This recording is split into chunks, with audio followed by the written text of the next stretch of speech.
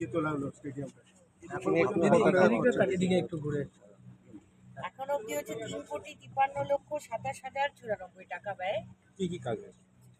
এটাতে আমাদের দেখতেই পাচ্ছেন যেরকম রেনোভেশন, আমাদের ফ্লোরটা যেটা হচ্ছে সব থেকে বড় ফ্লোরটা একদম নষ্ট হয়ে গেছিলো দীর্ঘদিন ধরে, প্লেয়ার্সদের অনেক প্রবলেম হচ্ছিল।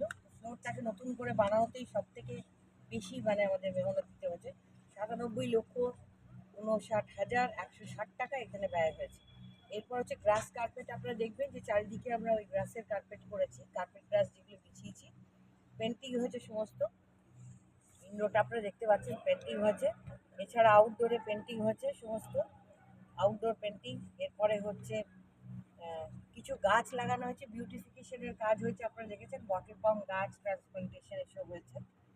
আর পেভমেন্ট তৈরি হয়েছে, লাইটসের কাজ হয়েছে, অনেক রকম সুন্দর সুন্দর লাইটস দেওয়া আছে, ইলুমিনেশন হয়েছে, এইগুলোই মূলত হয়েছে। এই যে এবার কি স্টেডিয়ামটা কি শুধু স্পোর্টসই না অন্য কোনো কিছুতে ইভেন্টও দেবেন? একদম শুধুমাত্র স্পোর্টসের জন্য ইনডোর স্টেডিয়াম। আপনারা শুনলে খুশি হবেন যে বড় নাম্বার 5 যেটা এখানে ছিল, যেটা আমাদের জায়গার অভাবে স্টেডিয়ামেরই একটা পার্টে আমরা করতাম, সেটাকে আমরা শিফট করে নিচ্ছি খুব শিগগিরই। বিয়ালায় আমাদের একটা ইউনিট আছে সেখানে, তো এটা কমপ্লিটলি ইনডোর গেমসের জন্যই ব্যবহৃত হবে। এখানে ইন্টার স্টেট, তারপরে আমাদের ইন্টার ডিস্ট্রিক্ট, আপনারা দেখেছেন বিভিন্ন রকমের ইনডোর গেমস খেলা হয়ে থাকে।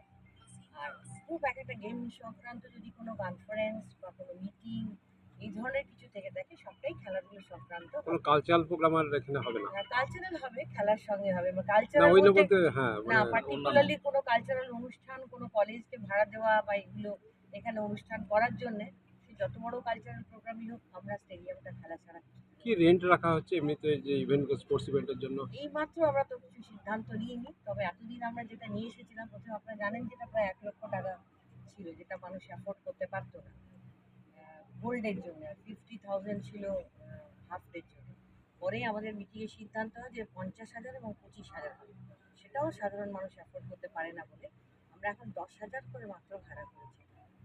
10,000 টাকা ভাড়াতে গোল্ডেই আমরা দিয়ে থাকি।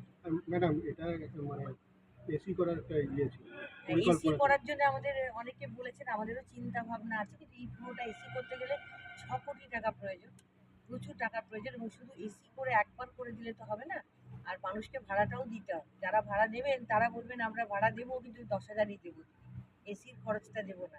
এই হিউজ বড় জায়গাটার যে এসির খরচ বুঝতেই পারছেন কত। তবুও আমাদের চিন্তা ভাবনায় রয়েছে, আমরা বিভিন্ন জায়গাতে এনজিওস বা যারা রয়েছেন আমাদের উপর মহলে, আমরা নিশ্চয়ই করে বলবো, অনুরোধ করবো যে যদি তারা আমাদেরকে দেন ফান্ড, তাহলে আমরা চিন্তা ভাবনা করবো। এই এখানে আপনারা বড় অফিসটা সরিয়ে